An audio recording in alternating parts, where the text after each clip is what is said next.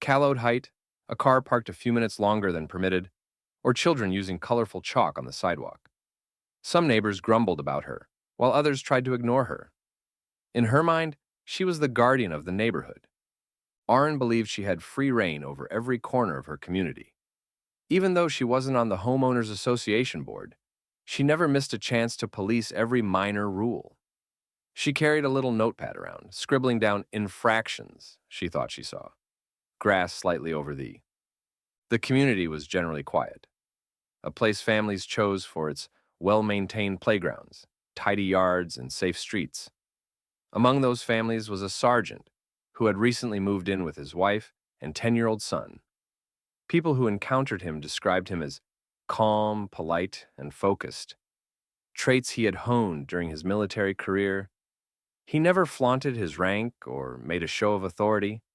He simply wanted to live in peace with his family. But behind his polite demeanor lay a strong protective instinct, especially for his son. The boy used a wheelchair.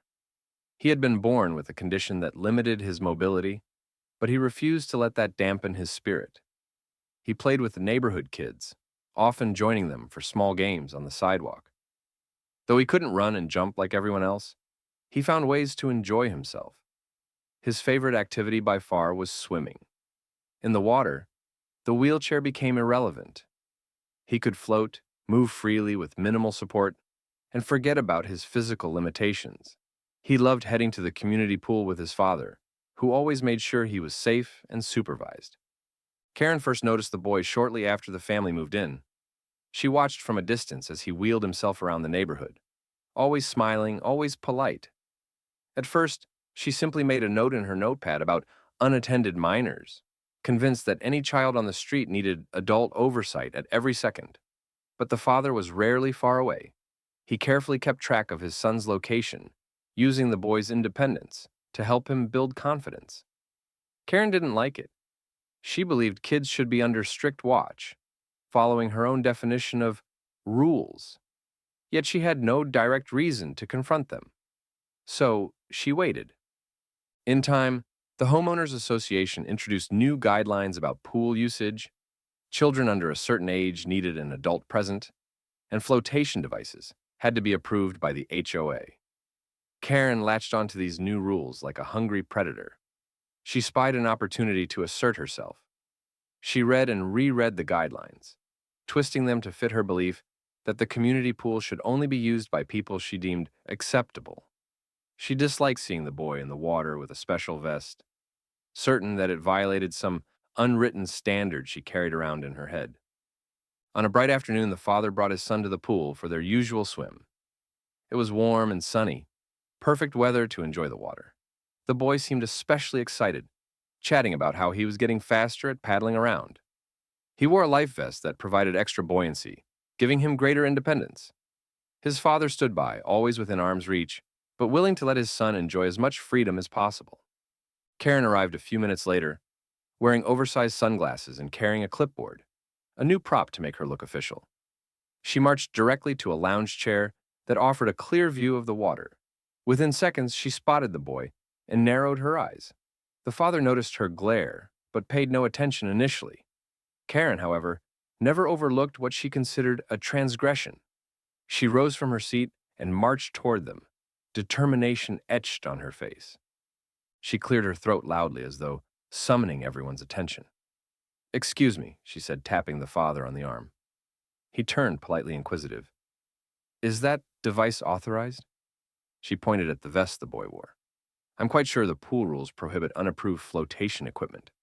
He calmly explained that the vest was medically recommended, that it posed no risk to anyone else, and that the HOA's rules said nothing about disallowing medical accommodations. Karen pursed her lips, looking more agitated with every word. She tried to argue that her interpretation of the guidelines excluded special devices, but the father politely disagreed. Nearby swimmers began to slow in their strokes, sensing tension. Karen scowled. "Listen, I oversee the rules here. If I say it's not allowed, then it's not allowed." The boy, floating nearby, noticed her harsh tone and felt a stir of unease. His father, used to dealing with heated situations, kept his voice steady. "Ma'am, I know the regulations well. My son has every right to be here. There's no clause banning children with disabilities or special equipment." Her eyes flashed behind the large sunglasses. She was not accustomed to being challenged in front of an audience. "He shouldn't be in the water if he can't even walk," she snapped, crossing her arms. A hush fell over the immediate area. A few onlookers exchanged glances, appalled by her words. The father tensed, controlling his temper. Before he could respond, she doubled down. "We can't have him in there, making others uncomfortable." The father inhaled slowly, doing his best to maintain a calm demeanor. "He's allowed to be here," he repeated. Karen abruptly reached out and shoved the boy's shoulder. In a single swift motion, she knocked him off balance, forcing him underwater momentarily. Though he wore a life vest, the sudden push startled him. The father lunged forward, heart racing, pulling his son upright. People around the pool froze in shock. A small child nearby screamed, and an older man dropped his pool towel in disbelief.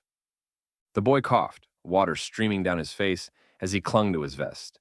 Tears welled in his eyes, a mix of fright and confusion. The father placed a supportive hand on his son's back, checking to make sure he was okay. The boy tried to steady his breathing, shaken to the core. Karen, arms folded triumphantly, stared down at them. "Now maybe you'll realize this pool isn't for him," she sneered. A group of residents who had seen the push gathered closer, unable to believe what she had done. Some whispered to each other about calling security or the police. The father's face hardened. He was a man who had seen a lot in his career, but nothing ignited his anger like someone harming his child. Yet discipline prevailed. He focused first on ensuring the boy was unhurt. The child clung to his father's arm, his entire body trembling. Another parent nearby approached, concern written all over her face, asking if they needed help. The father thanked her, then glared at Karen. She gazed back with a smug grin, as though she had proven an important point. He told his son softly that everything would be okay. Then he turned his attention back to her. By now, at least a dozen people had formed a loose circle around them. Most had their phones out, recording. Karen looked around, seemingly unfazed. One neighbor murmured that the father should call the police. Another insisted they had the entire thing on video. The father nodded his appreciation for the support and calmly told Karen she had gone too far. She shrugged. "All I did was keep the pool environment safe. If you can't handle that, you're in the wrong place." The father helped his son out of the water, carefully lifting him onto the pool deck. A friend rushed over with a towel, wrapping it around the boy's shoulders. The father locked eyes with Karen. "You assaulted my child," he said in a low tone. "There are consequences for that." Karen rolled her eyes. "I'm not afraid of your threats. You can't do anything to me. This neighborhood is under HOA guidelines, and I'm practically in charge here." He took out his phone, noticing multiple missed calls from concerned neighbors who had witnessed the altercation. He dialed the local police department, ignoring Karen's dismissive laughter. She muttered something about how people like him always overreacted. A chill spread through the onlookers at her choice of words. After explaining the situation to the dispatcher, emphasizing that his child in a wheelchair had been pushed into the water, he hung up. The operator promised officers would arrive soon. Karen suddenly paused, a flicker of uncertainty in her eyes. She glanced at the circle of neighbors, many of whom were glaring at her or whispering angrily. She cleared her throat and tried to speak more quietly. "There's no need to make a scene," she said, attempting a placating tone. "It was all a misunderstanding." The father stared at her, anger still simmering beneath his calm exterior. "A misunderstanding? You shoved a disabled child into the pool. He could have been seriously hurt." She dismissed his words with a wave of her hand. "If he can't handle a little bump, he shouldn't be out here in the first place." That remark drew gasps from the onlookers. A middle-aged man stepped forward, pointing a trembling finger at Karen. "You've caused enough trouble in this neighborhood, but this is beyond anything we've seen," he said, voice quavering with indignation. Another neighbor chimed in, recounting times Karen had slapped fines on children for minor things like leaving bicycles on the sidewalk. Karen glared at them. "I don't owe any of you an explanation." Meanwhile, the father quietly comforted his son, whispering that help was coming. and that he should try to breathe. The boy nodded, tears slowly subsiding. He held onto his father's shoulder, still in shock. The father turned his attention to the crowd, silently grateful for their support. Before long, 2 police cars arrived, lights flashing but sirens off. The small throng of neighbors parted to allow the officers through. A tall officer approached first, scanning the scene. He saw a frightened child wrapped in a towel, the father standing protectively by, and a woman in oversized sunglasses glowering at everyone. Another officer, a woman with her hair pulled tight into a bun, began speaking to the bystanders, gathering statements. Karen immediately tried to commandeer the conversation. "Officers, thank goodness you're here," she said, stepping forward. "This man is threatening me. He's making a huge deal out of nothing." She pointed at the father, who kept a hand on his son's shoulder. The tall officer held up a hand. "Let's slow down and figure out what happened." He turned to the father. "Sir, are you the one who called?" The father nodded, still holding the phone in his hand. "Yes, I am." He introduced himself, gave a brief overview of his background as a sergeant, and explained how Karen had pushed his son into the water.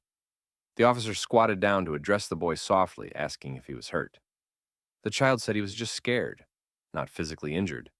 The female officer stood behind them, noting every word. Several neighbors stepped forward, offering to show the videos they had captured. Another neighbor mentioned that the community's security cameras would have recorded everything. Karen folded her arms, lips pressed into a thin line. "He was causing a disturbance. I took action," she said stiffly, avoiding eye contact.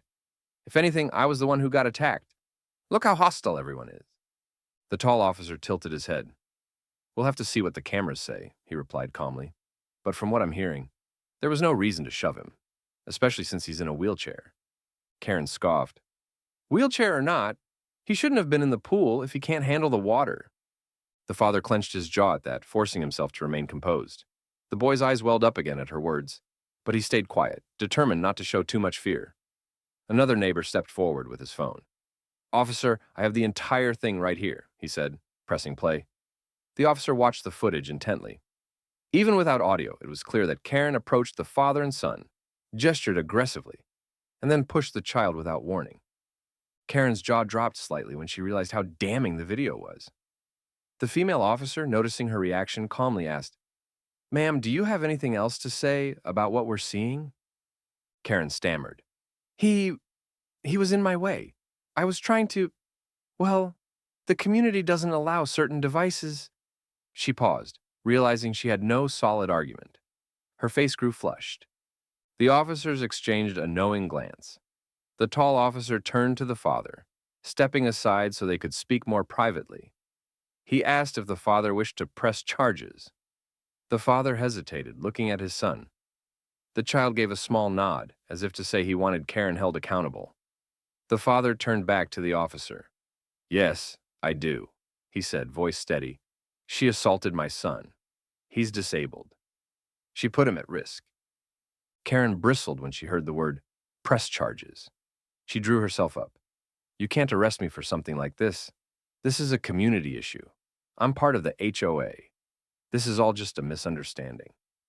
The nearby onlookers murmured in disapproval, reminding the officers and each other that Karen had a history of harassing residents. The female officer calmly approached Karen and asked for her name. Karen tried refusing at first, but the officer's tone left no room for debate. She finally stated her name in a clipped voice. Another neighbor whispered, "Of course she's named Karen," prompting an exasperated chuckle from a few bystanders. Once the officers confirmed her identity, they turned on the body cams they were wearing and explained her rights. She tried to argue, voice trembling with the first real hint of fear. "I'm the victim here," she insisted. "He threatened me. I just defended myself." A middle-aged woman from the crowd, whose phone had captured the entire sequence of events, called out, "You shoved a kid in a wheelchair into the pool. That's not self-defense." Several nodded in agreement, forming a verbal wall against Karen's attempts to shift blame. The father handed his phone over as well, where he had recorded the aftermath of Karen's push. A few of Karen's hateful remarks were caught on that video. The father made certain the officers could see the part where she justified her actions because the boy shouldn't be in the water. The officers' expressions darkened. The tall one quietly shook his head, as if to say he had seen enough. Karen tried one last time. He was a threat. You heard me. He's huge. He's a sergeant. He could have hurt me. The father, looking physically fit, stood calmly with his arms at his sides, a protective stance near his child. But there was no evidence he had threatened or touched Karen in any way. Multiple witnesses plus footage confirmed that he never even raised his voice. Finally, the officers decided on the spot to arrest Karen for assaulting a minor, with an added emphasis on endangering a disabled person. When the tall officer pulled out handcuffs, Karen shrank back in horror. "You can't do this to me," she cried, tears forming behind her sunglasses. "I'm an important member of this community." He recited her rights, explaining she could remain silent, and that anything she said could be used against her. Bystanders watched, a few filming as Karen's arms were placed behind her back. Murmurs spread through the crowd. Relief, disbelief, and some measure of satisfaction that her reign of petty terror had ended so abruptly. She shouted a string of complaints about injustice and threatened to sue everyone from the father to the HOA to the city itself. None of it made a difference. The father took a deep breath and looked down at his son, who was still bundled in the towel. The boy's eyes brimmed with tears, but they were tears of relief more than fear now. The father gently ruffled his son's hair and thanked the neighbors who had stepped forward to help. Karen was taken to the police station, where she posted bail shortly afterward, but her troubles were only beginning. Word spread quickly online. Someone uploaded the security footage, along with various cell phone videos from witnesses. Within hours, the entire neighborhood was buzzing about Karen's actions. The HOA board members, worried about their reputation, held an emergency meeting. After reviewing the footage and hearing testimonies, they voted unanimously to ban Karen from the association, which effectively forced her to sell her property.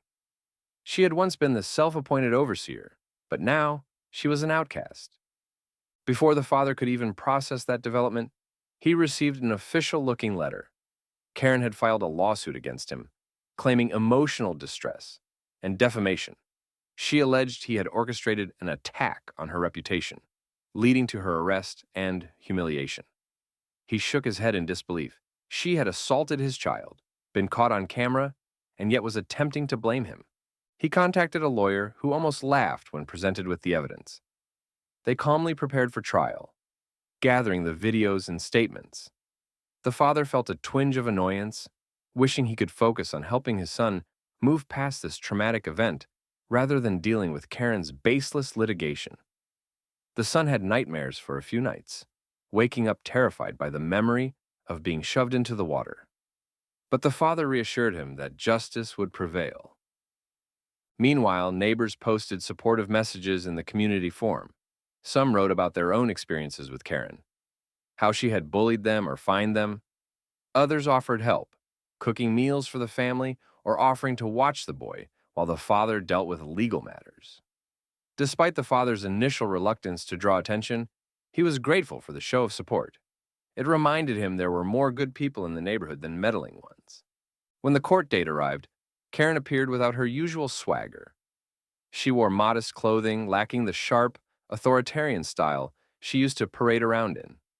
She looked tired, as though the weight of her situation had finally hit her. The father sat with his lawyer. His son stayed home, not wanting to relive that day.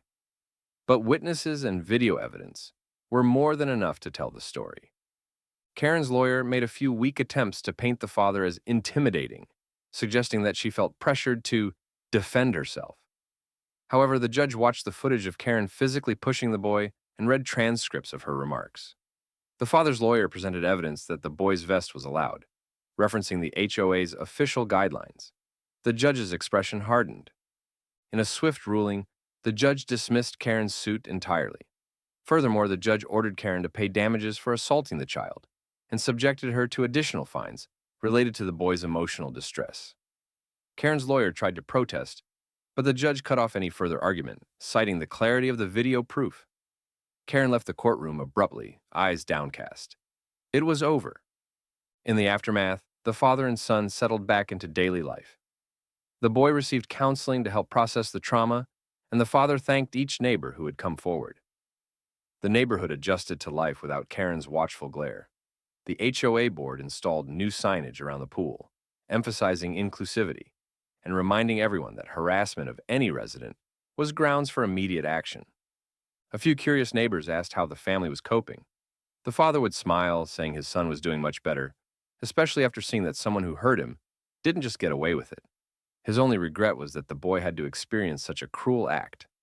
Still, the father believed it taught an important lesson. Sometimes standing up firmly but calmly was the best way to handle aggressive people like Karen. And now take just 5 seconds to subscribe for more stories like this. 5, 4, 3, 2, 1. Done. Karen eventually sold her home under the pressure of mounting legal and HOA troubles. Some in the neighborhood saw her loading a moving truck, quietly issuing orders to the movers, unwilling to look anyone in the eye. No neighbors came to say goodbye. She drove away, and with her departure, an uneasy tension lifted.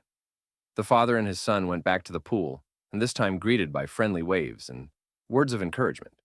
The boy eased into the water, letting the vest support him, a grin slowly returning to his face.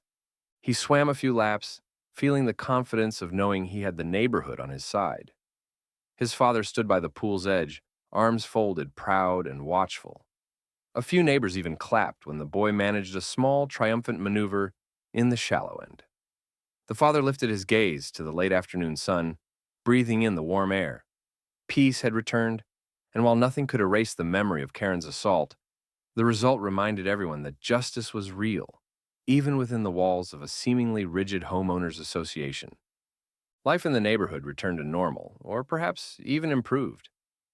Other residents felt emboldened to speak up when something seemed unjust. The father sometimes joked that if Karen taught them anything, it was how not to treat each other. The boy, for his part, asked once if Karen would ever come back. His father patted his shoulder, explaining that she had made choices that led to serious consequences. People who cause harm and refuse accountability rarely find a welcome return. The boy gave a thoughtful nod and went back to the water. He floated on his back, gazing at the clouds, content in the knowledge that he belonged there as much as anyone else. Neighbors continued to watch out for him, offering help if he needed it, but also respecting his independence. He laughed more freely each time he came to the pool, trusting that no one would dare repeat Karen's mistake. Through it all, the father reflected on how fragile peace can be. One person with too much ego and prejudice can turn a safe community upside down. Yet community spirit can rally around what's right, expelling the negative influence. In the end, Karen's downfall was brought about by her own actions, caught on camera and witnessed by many. The father and son found closure, not only in seeing her held accountable, but in the unwavering support of neighbors, the local authorities, and even the HOA that once seemed so strict. No one mentioned Karen's name much after that. Her story became a cautionary tale told in hushed tones, whenever new residents asked if the rumors about that one woman were true. The father and his son moved on, living their days without the shadow of her presence looming over them. The father took comfort in knowing that, should any other malicious rule breaker appear, the neighborhood would stand together to protect its most vulnerable members. And so, the final stroke of justice came not just from the legal system, but from a community that recognized the difference between right and wrong. Karen's arrogance had met a father's resolve and a boy's quiet strength. In a world where some believe they can act without consequence, this episode proved that sometimes consequences come swiftly, and they come from all sides.